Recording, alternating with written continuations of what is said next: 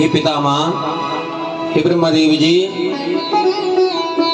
कि विवाहयत्वा गिरिजाम शंकरो लोक शंकरः गत्वा सपर्वतं ब्रह्मन् किम कार्षीति वदा। बोले जिस पुत्र के निमित्त, जिस पुत्र प्राप्ति के निमित्त आत्माराम होते हुए भगवान शंकर ने पार्वती के साथ विवाह किया, उन परमात्मा शिव को उस पुत्र की प्राप्ति किस प्रकार हुई और देवताओं का कल्याण करने के लिए हे ब्रह्मदेव तारकासुर का वध किस प्रकार उनसे उत्पन्न पुत्र ने किया, ये सब आप मुझे विस्तार से सुनाइए। तो ब्रह्मदेव जी कहने लगे हे वत्स नारद, चरितम शृणु वक्ष्यामि शशिमूलेस्तु नारदः गृह जन्म कथां दिव्यां तारकासुर सद्वदम्। बोले हे नारद, चंद्रशेखर भगवान शिव जी के चरित्रों को सुनाता हूँ। मैं कार्तिकेय की उत्पत्ति की दिव्य कथा श्रवण कराता हूँ और किस प्रकार कार्तिकेय जी का द्वारा तारकासुर का वध हुआ, ये बोले ध्यान पूर्वक श्रवण करो। श्रूयतां कथयाम्यद्यः कथा पाप प्रणाशिनी या श्रुत्वा सर्व पापेभ्यो मुच्यते मानवो ध्रुवम्। बोले हे नारद, जिस कथा को कह रहा हूं वही कथा समस्त पापों को विनष्ट करने वाली है, जिसे सुनकर निश्चय ही मनुष्य सभी प्रकार के पापों से मुक्त हो जाता है, ऐसी परम पावनी कथा है। तो बोले कैलासमागत्य शिवां विवाह्य शोभा प्रपेदे नितरां शिवोऽपि विचारयामास च देव कृत्यं पीडां जनास्यापि च देव कृत्ये। बोले हे वत्स नारद, शिवजी और शिवा से विवाह कर जब कैलाश पर्वत पर आए और आकर के अत्यंत शोभित हुए और उन्होंने देवताओं के कार्य सिद्ध करने के लिए उन्होंने तारकासुर के द्वारा दी गई जो अपने भक्त जनों की पीड़ा के विषय में विचार किया भगवान शंकर ने। क्योंकि भाई विवाह किस लिए हमने किया है, ये विचार आ रहे भगवान शंकर के मन में, क्योंकि भगवान शंकर के सभी भक्त हैं देवता और सभी तारकासुर के आतंक से दुखी हो रहे हैं। तो बोले भगवान शंभो सरे में तत्र भगवान शंभुर्गिरिजया सह सहस्र वर्ष पर्यंतम देवमानेन मानदः। ब्रह्मदेव जी कह रहे हैं कि देवताओं के वर्ष के परिमाण हजारों वर्ष तक भगवान शंकर और पार्वती जी का विवाह हुआ। विहार करने लगे भगवान शंकर और वो समय बोले इस तरह बीत गया जैसे एक सेकंड बीत जाता है, क्षण मात्र में समय बीत गया। बोले हे तात, एक समय की बात है कि इंद्रादिक देवता मेरु पर्वत पर एकत्र होकर विचार करने लगे और सभी देवता कहने लगे कि भगवान शिव तो योगेश्वर हैं, निर्विकार हैं, आत्माराम हैं और माया से रहित हैं। माया स्पर्श भी नहीं कर सकती भगवान शंकर का, ऐसे माया से रहित होने पर भगवान शंकर ने विवाह तो किया है, किंतु अब तक उनका कोई पुत्र नहीं हुआ है। इसका क्या कारण है ये ज्ञात हमें नहीं है। तो ब्रह्मा देव जी कहने लगे कि इसी बीच बोले मैंने नारायण को प्रणाम किया, भगवान नारायण की स्तुति की, और नारायण की स्तुति करने के बाद सभी देवता जो है भगवान विष्णु के पास गए।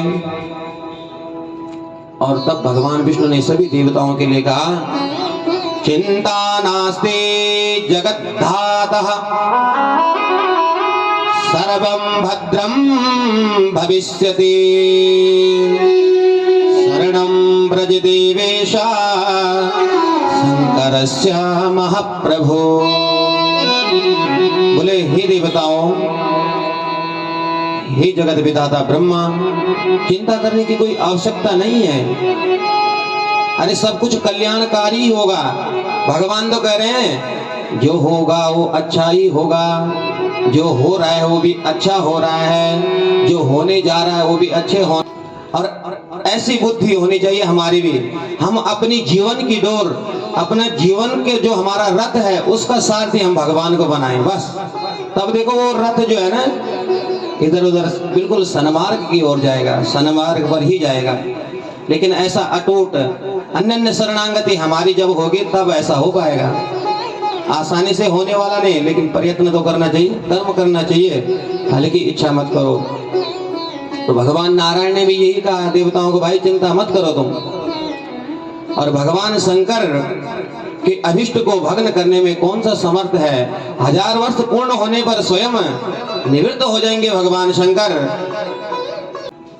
और सभी देवता कहते हैं कि देव देव रमानाथ सर्ववन कर प्रभो,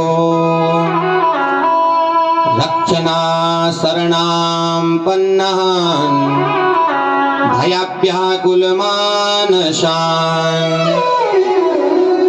तो आने के लिए तो आ गए, लेकिन किसी में सामर्थ्य नहीं है। तो सभी देवता भगवान विष्णु से कहते कि हमारी रक्षा करो आप। तो तब भगवान विष्णु कैलाश पर्वत पर गए और भगवान विष्णु ने वहां जाकर भगवान शंकर का ध्यान किया। किम करोसि महादेवा ध्यानधरि परमेश्वरम, तारकार्तान् सुरान् सर्वान् पाहिना शरणागतः। भगवान विष्णु कैलाश में श्री हरि ने गुफा के पास जाकर स्वयं आर्त होकर के भगवान को मधुर वाणी में पुकारा। बोले हे महादेव, हे परमेश्वर, आप इस प्रकार गुप्त हो गए, गुह्य हो गए। सभी देवता तो तारकासुर के आतंक से दुखी हो रहे हैं। आप देवताओं की रक्षा कीजिए। और उस समय तारकासुर से पीड़ित होकर के देवता रोने लगे। अब देवताओं की प्रार्थना सुनकर भक्त वत्सल भगवान शंकर असमय में ही उस गुफा से बाहर आ गए। और तब देवताओं ने भगवान शंकर की स्तुति की। देव देव महादेव करुणा सागर प्रभो, अंतर्यामि हि सर्वेषां सर्वं जानासि शंकरः। सभी देवता भगवान शंकर की स्तुति करते हैं कि हे देव, हे महादेव, हे महाकाल, हे करुणा के सागर, आप सबके हृदय में अंतर्यामी बनकर निवास करते हैं। आप सब कुछ जानते हैं। हे विभो, आप सभी देवताओं का कार्य सिद्ध कीजिए और देवताओं की रक्षा कीजिए। हे महाप्रभु, कृपा करके जो तारकासुर असुर है उससे हमें मुक्ति दिला दीजिए।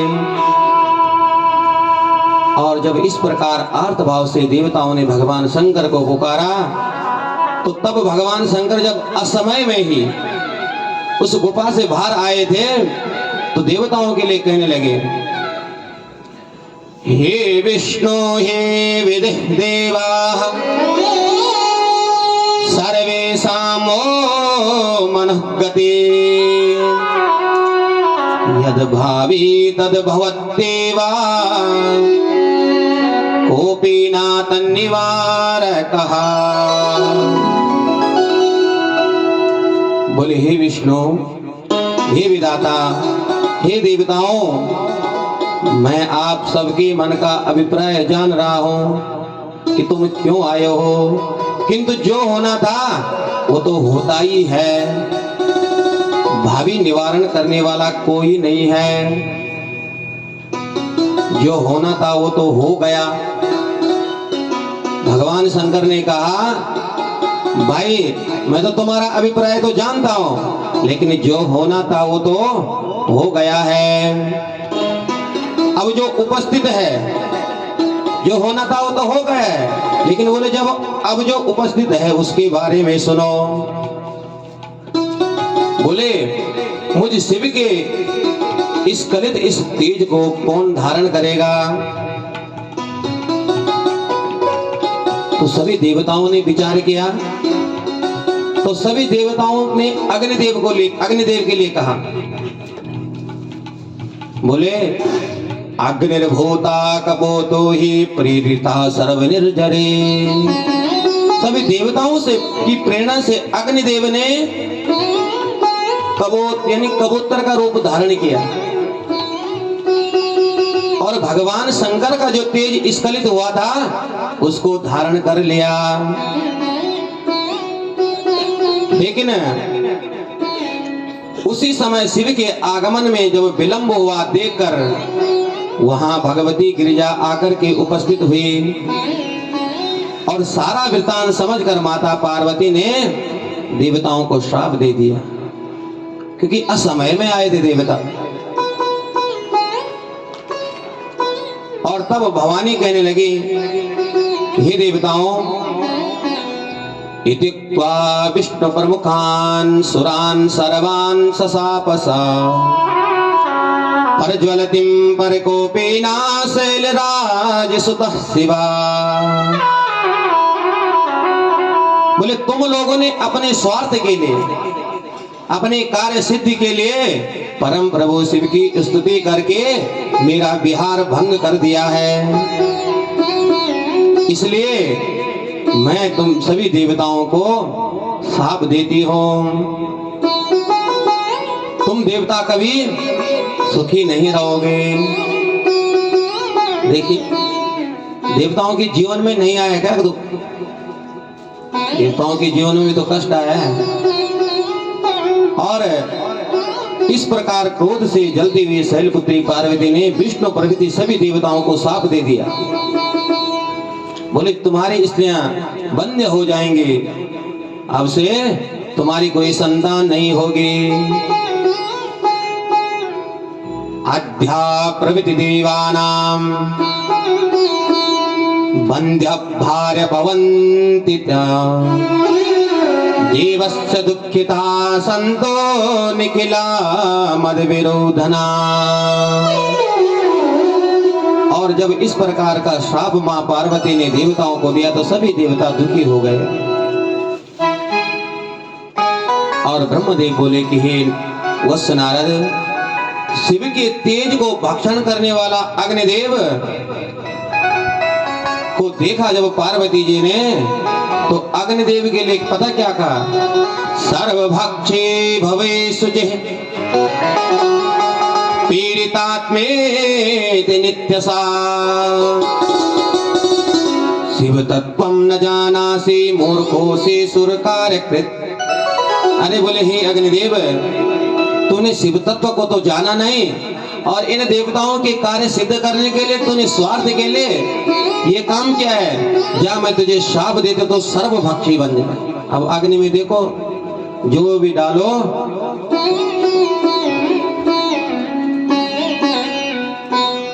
और इस प्रकार बोले हे नारद, अग्निदेव को शाप देकर असंतुष्ट होकर भगवती पार्वती भगवान महेश्वर के साथ शीघ्रता से अपने आवास में चले गए। और इधर अब भगवान के शंकर के तेज को, क्योंकि अग्निदेव ने ग्रहण किया था, अब अग्निदेव उससे जलने लगे।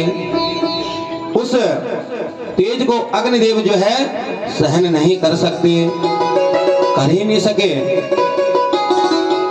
तो अग्निदेव जब उस तेज को नहीं सह सके, तो इसके बाद भगवान विष्णु सभी देवता मोहित होकर जलते हुए शीघ्र पार्वती पति भगवान शंकर की शरण में गए। बोले प्रभु अब क्या होगा? देखिए अंत में जाना पड़ा फिर भगवान के पास। देव देव महादेवा गिरिजेश महाप्रभु, किम जात मधुना नाता तव माया दुरत्यया। बोले हे प्रभु, हे महादेव, ये क्या हो गया है? निश्चय ही आपकी माया समझनी बड़ी कठिन है। हम लोग गर्भयुक्त हो गए। भगवान शंकर के तेज से अग्निदेव ही गर्भयुक्त हो गए। बोले इस असह्य तेज से जो है हम जल रहे हैं, शंभो कृपा कीजिए और इस तेज से हमारा निवारण कीजिए। तो तब भगवान शंकर बोले सभी देवगण मेरे तेज को शीघ्र ही वमन कर दें। वमन करना मतलब हाँ उल्टी कर देना। तो ब्रह्मदेव कहने लगे कि हे नारद, सभी देवताओं ने भगवान शंकर का स्मरण किया और शीघ्र ही उस तेज को वमन कर दिया। और श्री हरि सहित सभी देवता पुनः सुखी हो गए। और बोले तदंतर अग्निदेव मन में सुख न मानकर विकल होकर हाथ जोड़कर नम्रता पूर्वक भगवान शिव की स्तुति करने लगा। देव देव महेशानां मूढ़ो हम तव सेवका, क्षमस्व मे अपराधम ही ममताहं निवारया। लेकिन अग्निदेव अभी भी परेशान हैं। बोले हे प्रभु, मेरे इस तेल से जो मेरा शरीर जल रहा है, इससे मेरा निवारण कीजिए। तो तब भगवान शंकर ने कहा कि अब तुम किसी सुलक्षणा स्त्री में इस तेज को प्रयत्न पूर्वक स्थापित करो, इससे तुम दाह मुक्त होकर सुखी हो सकते हो। तो तब ब्रह्मदेव ने कहा हे नारद, तस्मिन् अवसरे तत्र गता सममुनि स्त्रिया, तपोमासीष्टान् कामा प्रातः संनियमः मुने। बोले माघ मास में प्रातः काल नियम पूर्वक स्नान करने की इच्छा से सप्तऋषियों की जो स्त्रियां हैं वो वहां आई। तो स्नान करके वे स्त्रियां अत्यंत ठंड से पीड़ित हो रही थी, क्योंकि माघ के महीने में ठंड भी काफी होती है। तो उन 6 स्त्रियों को अग्नि की ज्वाला के समीप जाने की इच्छा हुई, तो वहां से चल पड़ी और उन्हें मोहित देखकर सुचरित्रा ज्ञानवती देवी अरुंधति ने उन्हें खूब समझाया। देखिए, क्योंकि सप्तऋषियों की जो पत्नियां हैं 7 गए थे, उनमें अरुंधति भी थी। लेकिन अरुंधति ने, क्योंकि अरुंधति समझ गई कि ये भगवान शंकर की माया से मोहित हो गई है, उन्हें खूब समझाया कि तुम उधर मत जाओ, क्योंकि वहां उन्हें अग्नि की ज्वाला दिखाई दे रही थी। तो अरुंधति नहीं गई, वो नहीं मानी, वो चली गई 6 के 6। और भगवान शिव की माया से मोहित वो 6 ऋषि पत्नियां शीत ठंड का निवारण करने के लिए हठ पूर्वक वहां जा पहुंची और अग्नि के द्वारा जो गृहीत तेज था वो कण रूप कोपों में द्वारा शीघ्र ही उन ऋषि पत्नियों के देह में प्रविष्ट हो गए और फिर वहां से अग्निदेव अंतर ध्यान हो गए। अग्निदेव के दुख का निवारण हो गए और वे स्त्रियां अग्नि के द्वारा दाह से पीड़ित होकर फिर गर्भवती हो गई और बोले हे तात, अरुंधति दुखी होकर अपने आश्रम चली गई, क्योंकि अरुंधति दुखी इसलिए हुआ कि उन्होंने उन्हें समझाया था, वो जब नहीं मानी तो इसलिए दुखी हो गई उनकी हालत देख करके। और वो 6 स्त्रियां जो ऋषियों की पत्नी हैं अपनी गर्भ अवस्था का विचार करके अत्यंत दुखी हो रही हैं, व्याकुल होने लगी और उन मुनि पत्नियों ने शिव के उस गर्भ तेज को तब हिम शिखर पर त्याग दिया। वो भी उस तेज को सहन नहीं कर सके, उन्होंने उसका भी त्याग हिम शिखर पर कर दिया और भगवान शिव के उस असहनीय तेज को धारण करने में असमर्थ होने के कारण हिमालय प्रकंपित हो गया। हिमालय भी कांपने लगा, दाह से पीड़ित होने लगा और शीघ्र ही उस तेज को गंगा जी में विसर्जित कर दिया। और हे मुनीश्वर, गंगा भी परमात्मा के उस दुस्साह तेज को धारण नहीं कर पाई और गंगा ने भी अपनी तरंगों के द्वारा उस तेज को जो है गंगा के किनारे जो सरकंडों के उसमें त्याग दिया। और मार्ग मासे सिते पक्षे तिथो षष्ट्यां मुनीश्वरम् प्रादुर्भावो भवत्यस्या शिवपुत्रस्य भूतले। और जब उन सरकंडों पर त्याग किया गंगा जी ने उस तेज को, तो हे नारद जी, मार्गशीर्ष अगहन मास है, जो मार्गशीर्ष अगों का हनन करने वाला है, ऐसे मार्गशीर्ष की शुक्ल पक्ष की जो षष्ठी तिथि होती है, बोले उस तिथि में शिवपुत्र पृथ्वी पर प्रकट हो गए। वो तेज जो है पुत्र के रूप में प्रकट हो गया। और तब ब्रह्मा जी कह रहे कि हे नारद जी, जब शिवपुत्र प्रकट हुए तो अचानक अकस्मात उसी समय विधाता के द्वारा प्रेरित होकर महाप्रतापी विश्वामित्र जी वहां आए। एतस्मिन् अवसरे तातः विश्वामित्रा प्रतापवान् प्रेरितो विधिनः तत्र गच्छत् प्रीतो यदिच्छया। तो विश्वामित्र जी जब घूमते घूमते वहां पहुंचे, उन्होंने देखा इस तेजस्वी बालक को, अलौकिक तेज उस बालक के मस्तक पर चमक रहा है और देखकर कृतार्थ हो गए। उन्होंने प्रसन्नचित होकर उस बालक को नमस्कार किया विश्वामित्र जी ने। तो जब प्रणाम किया तो कार्तिकेय जी बोलने लगे, शिवेच्छया महाज्ञानी शिवेच्छया महाज्ञानिन् अकस्मात् त्वामिहागता संस्कारं कुरु मे ताता यथावत् संमितम्। तो शिवपुत्र कहने लगे कि हे महाज्ञानिन, आप अचानक पता क्यों आए यहाँ? भगवान शिव की इच्छा से, शिवेच्छया, अपनी इच्छा से नहीं बल्कि भगवान शंकर की इच्छा से तुम्हारा यहाँ आना हुआ है। और आए क्यों हो ये भी बता देता हूँ। संस्कारम कुरु मे तातम, हाँ, आप अपनी इच्छा से यहाँ नहीं आए हो, भगवान शंकर की इच्छा से आए हो। और अब आप इसलिए आए हो कि आप हमारा संस्कार कीजिए। बच्चे का जब जन्म होता है तो संस्कार होते हैं कि नहीं होते हैं? तो बोले अब हमारे आप यथाविधि संस्कार जो है संपन्न कर दीजिए। और अगर आप ऐसा करोगे, आप प्रसन्नतापूर्वक मेरे पुरोहित बनिए और आप सारी जगत में पूज्य हो जाएंगे। इसमें कोई संशय नहीं है।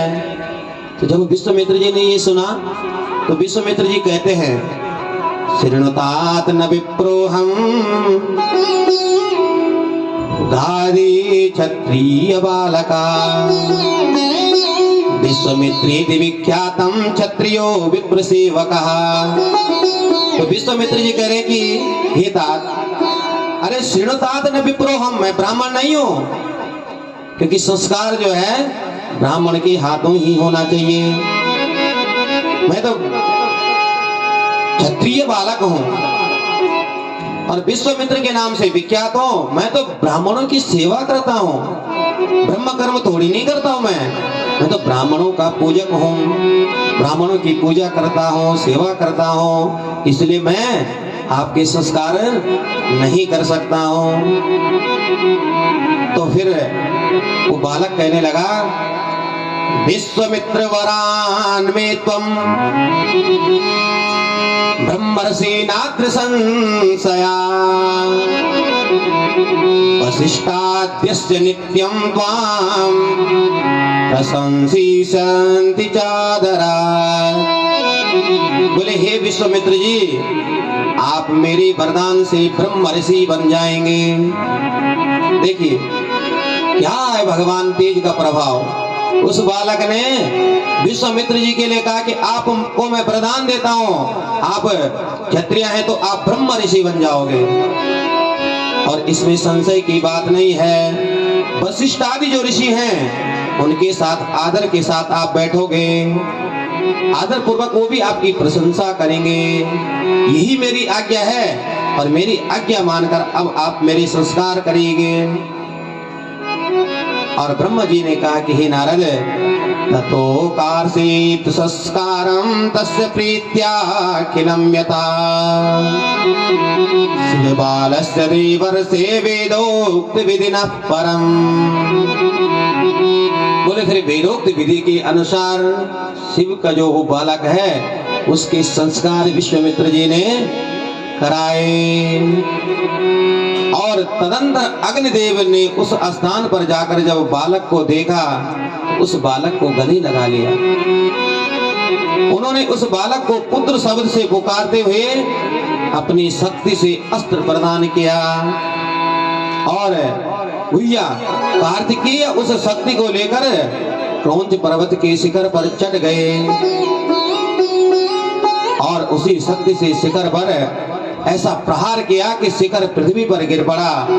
और उस बालक का वध करने के लिए सबसे पहले 10 परमवीर राक्षस वहां आए, तो किंतु लेकिन कुमार कार्तिकेय जी ने उन सभी का वध कर दिया, और पर्वतों सहित सारी पृथ्वी कुमार कार्तिकेय के प्रभाव से कांपने लगी। इंद्र देवता आए, लेकिन इंद्र भी कुछ नहीं बिगाड़ पाए, और वह बालक आनंद पूर्वक निर्भय होकर वहीं स्थित हो गया। लेकिन तब जो है इन 6 कृतिकाओं की जो ये ऋषि पत्नियां थी, इनकी दृष्टि उस पर पड़ी।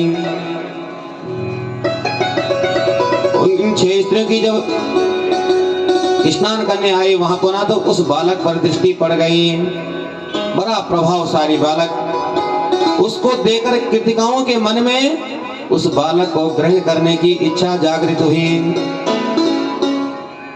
अब परस्पर आपस में विवाद होने लगा कि नहीं नहीं, इस बालक को तो मैं करूंगी ग्रहण, दूसरी कहने लगी मैं ग्रहण करूंगी। आपस में जब विवाद हुआ तो उस विवाद का शमन करने के लिए कुमार कार्तिकेय जी के 6 मुख हो गए। बोले सदानंद भगवान की। एक ने कहा कि इस बालक को स्तनपान मैं कराऊंगी, एक ने कहा कि मैं कराऊंगी। ये जब विवाद छिड़ गया तो कुमार कार्तिकेय ने उस विवाद को समाप्त करने के लिए 6 मुख सदानंद कहलाए, और तब वो ऋषि पत्नियां प्रसन्न हो गई, और इस प्रकार सुपुत्र को ग्रहण करके वो अपना पुत्र मानने लगे कृतिकाएं। और जब समय व्यतीत हुआ और पार्वती जी को ज्ञात हुआ, पार्वती जी को याद क्या आ रही है, देव देव देव महादेवः शृणु मे वचनं शुभम् पूर्व पुण्याति भारेण त्वं मया प्राप्त ईश्वरः। बोले हे देवादिदेव महादेव, आप मेरे वचनों को सुनिए। मेरे पूर्व जन्म के अत्यंत पुण्य प्रभाव से आप ईश्वर मुझे पति के रूप में प्राप्त हुए हैं। हे महेश्वर, मैं केवल इतना जानना चाहती हूँ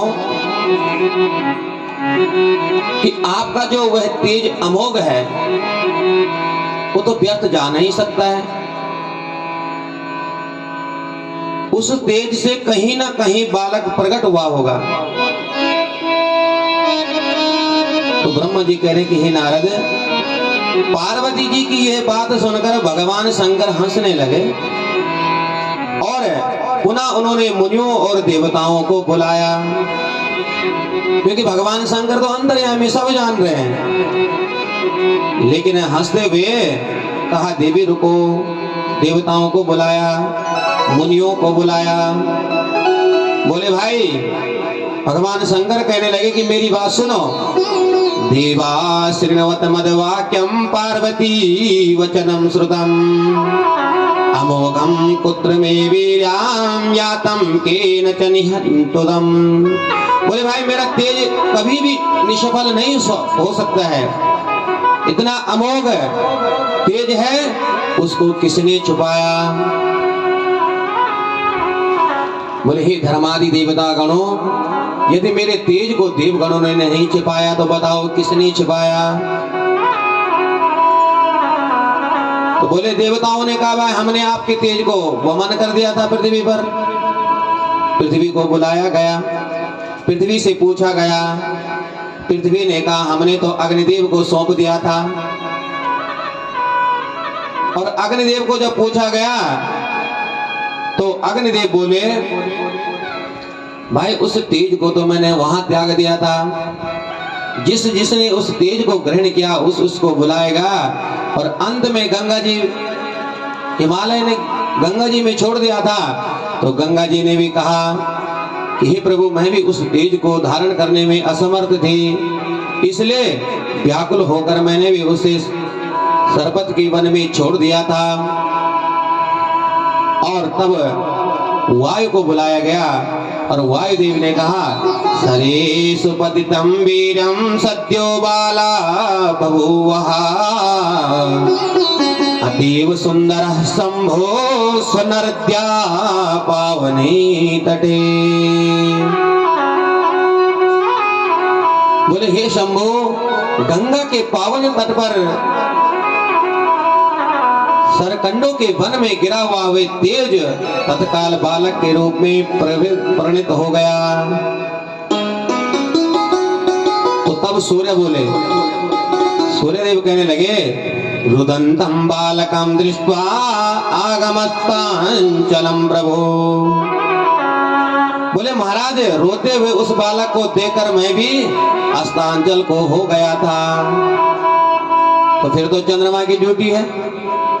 फिर चंद्रमा को पूछा गया तो चंद्रमा कहने लगा रुदन्तं बालकं प्राप्य गृहीत्वा कृतिका गणः जगाम स्वालयं शंभो गच्छविन्द बद्रिकाश्रमः। बोले चंद्रमा बोले हे भगवान भोलेनाथ, रोते हुए बालक को देखकर बद्रिकाश्रम की ओर जाती हुई कृतिकाएं उसे अपने घर ले गई। और सूर्य के समान प्रभाव वाले अत्यंत तेजस्वी आप रोते हुए बालक को कृतिकाओं ने अपना स्तनपान कराकर बड़ा किया है। और ब्रह्मदेव कहते हैं कि उन सब की बात सुनकर त्रिपुरसूदन भगवान शंकर परम प्रसन्न हो गए और उन्होंने आनंदित होकर प्रेम पूर्वक ब्राह्मणों को बहुत सी दक्षिणा दी।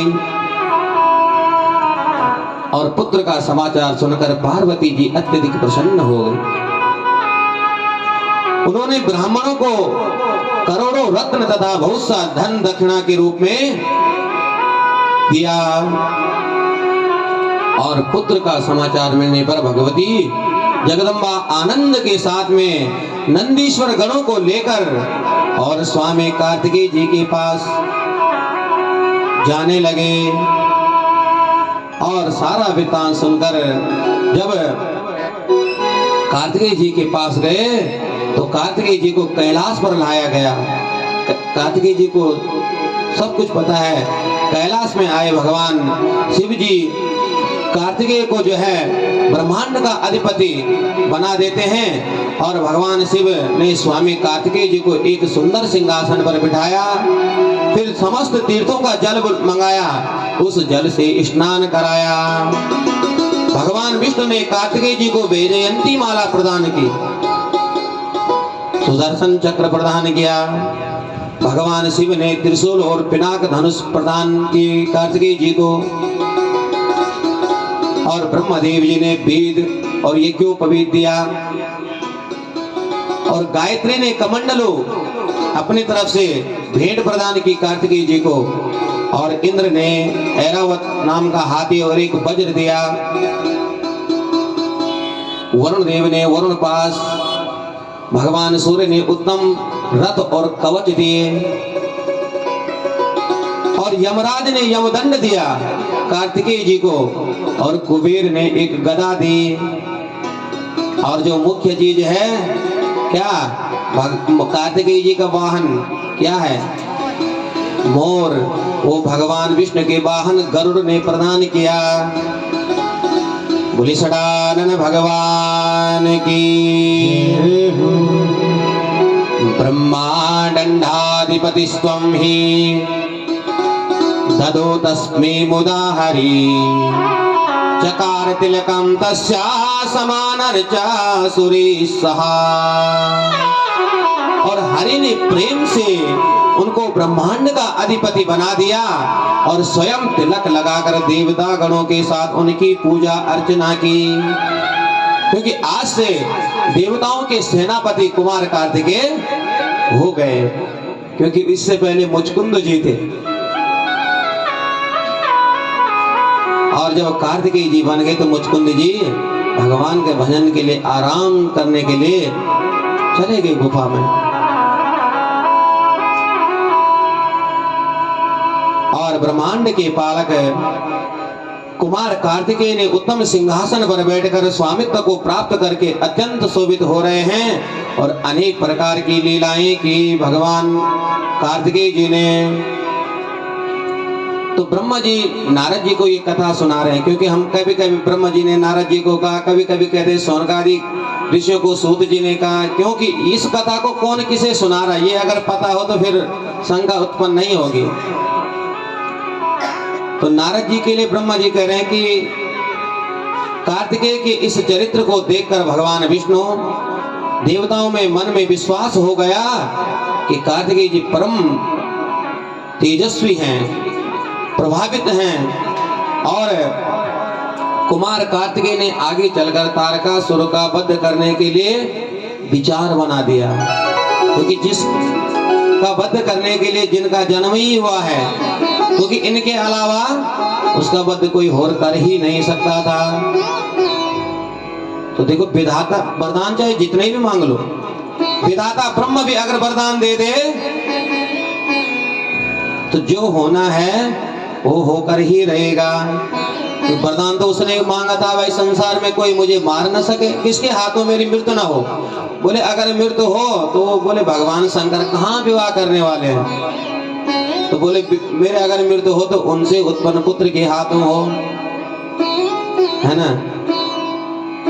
देखिए तो अब महाबली तारकासुर भी देवताओं के उद्योग सुनकर सेना के साथ देवताओं के साथ युद्ध करने के लिए आ गया।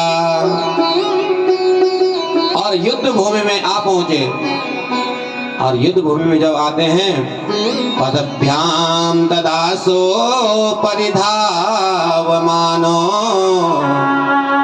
धीरे वीर शिव कुमारा करे समादाय महप्रभाताम शक्ति महोल्कामिव दीप्तिदीप्ताम्। उस युद्ध भूमि में अपने हाथों में मोहोलका के अस्त्र धारण किए हुए शिवपुत्र कार्तिकेय पैदल दौड़ते हुए अत्यंत शोभा, अत्यंत सुंदर लग रहे हैं। और उस कार्तिकेय को देखकर महाबली तारकासुर कहने लगा, बोले हे देवगणों, तुम इस बालक को लाए हो मेरे साथ? अरे इस बालक के साथ आए हो युद्ध करने? ये बालक मेरा क्या बिगाड़ेगा? और इस प्रकार जो है भयंकर युद्ध जब कार्तिकेय और तारकासुर का हुआ, उस युद्ध स्थली में महान बलशाली कार्तिकेय भगवान ने तारकासुर का वध कर दिया। बोलियास्तु शिव शंकर भगवान की। सभी देवता प्रसन्न हो गए और कार्तिकेय कुमार की जय जय करने लगे, भगवान शंकर का गुणगान करने लगे। बोलियास्तु शिव शंकर भगवान की।